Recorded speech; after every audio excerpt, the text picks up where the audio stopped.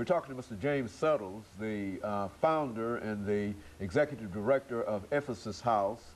And of course, let's see Mr. Settles over the last segment here that we have to give you an opportunity, as we promised earlier, to talk about the house that you've established and about some of the things that you're doing there and some of the needs that you have, because I'm sure that there are some individuals in our audience who can assist you in just a whole variety of ways. And so if you'll we'll spend the rest of the time talking about some of the things that you need. Okay. Well, one of the things at Ephesus House is we have like a 9-bedroom facility, and what we teach is we actually teach life skill. We teach parenting skills. We do a lot of talking about goals, and also we have curfew. Even one of the things that we really try to do is we teach job readiness, stuff like that. Try to teach men how to put themselves in a position to market themselves, and because I really think that is very important. And one of our most important things is trying to change the way people think.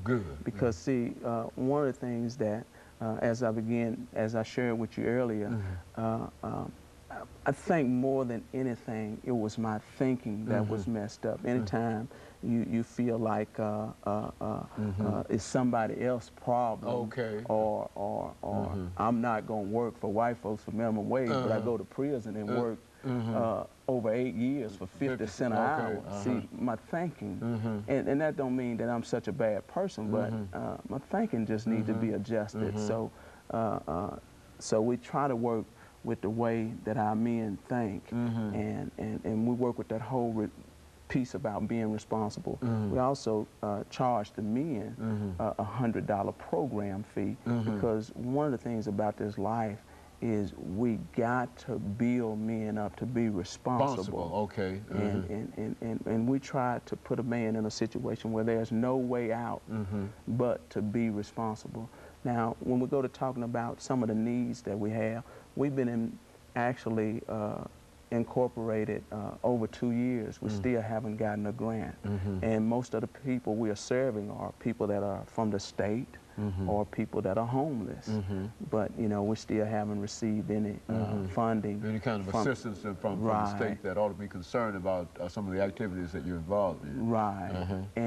And the need is so great.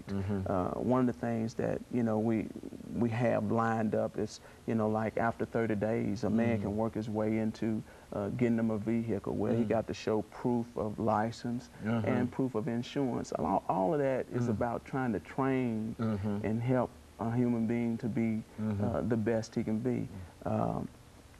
Next door to our building, we're trying to do a training facility if we can come up with the funding for it. And what that training facility will consist of is we will have all of our meetings over there, NAAA meetings. We'll teach our life skill program over there. I know some people that do work in grafting, and I know a man that also works in electrical.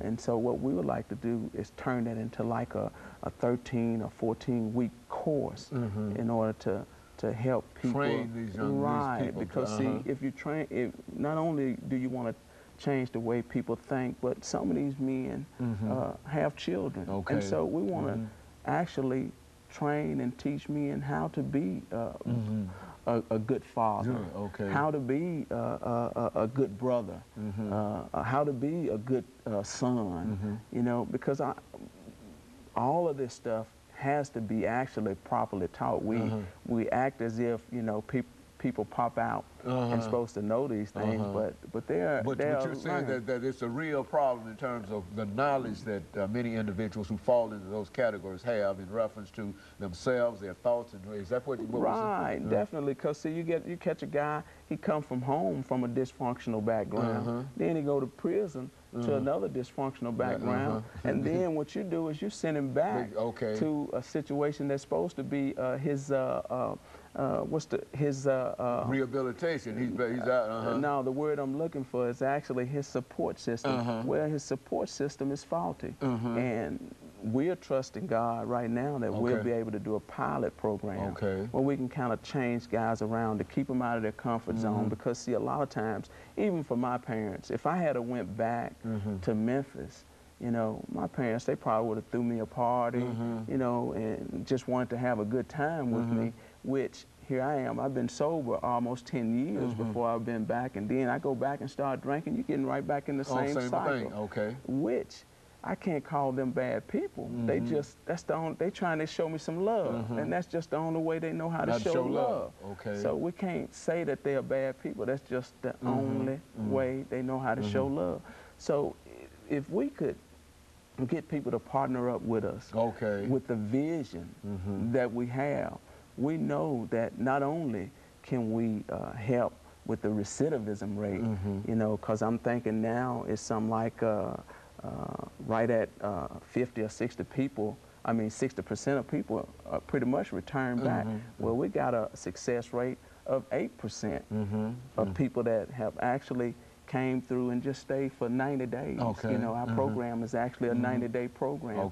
Then we partnered up with Urban Housing Solution to kind of, instead of a guy having to go back into a dysfunctional environment, to help him get an apartment, to help him to continue to be a man.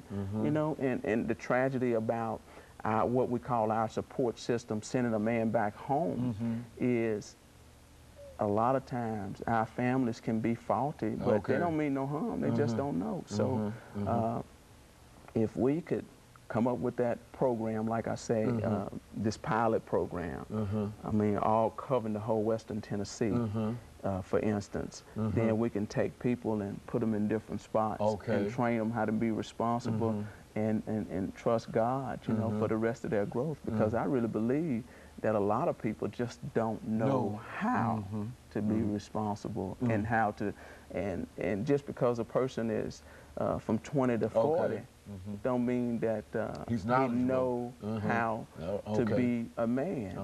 And being a man, it takes a lot of responsibility. And I think a lot of times that's why we deviate to drugs or different things of that nature, because it's hard.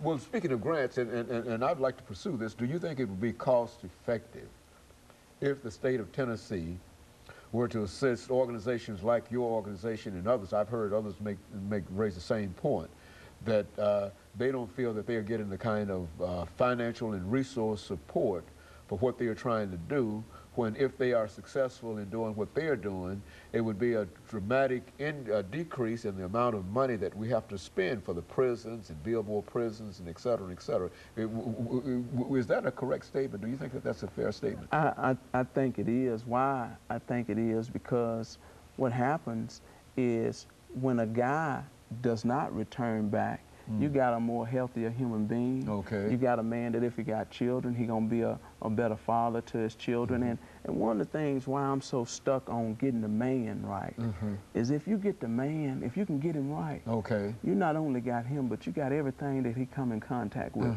whether it's his woman, whether it's his wife, whether it's his children, you know, because again, he's the center of that's right. Of everything here.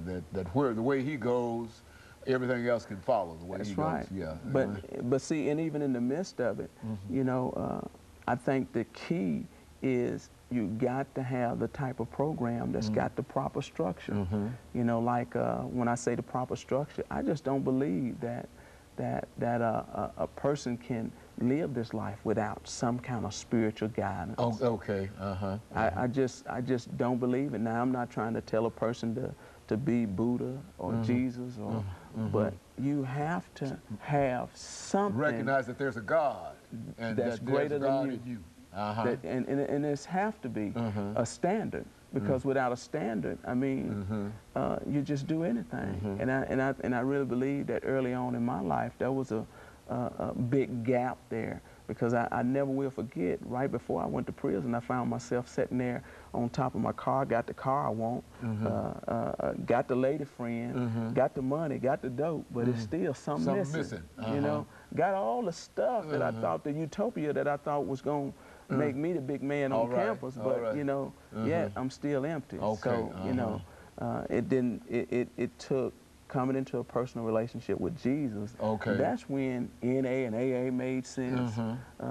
And one of the things that I am thankful for is that's how God took my pain and established my purpose. Hey, well, let me thank you, Mr. Settlers, for bringing us that excellent information by. And, of course, let me encourage our audience to tune in again next week for another informative edition of Comments. Thank you, and good morning. You simply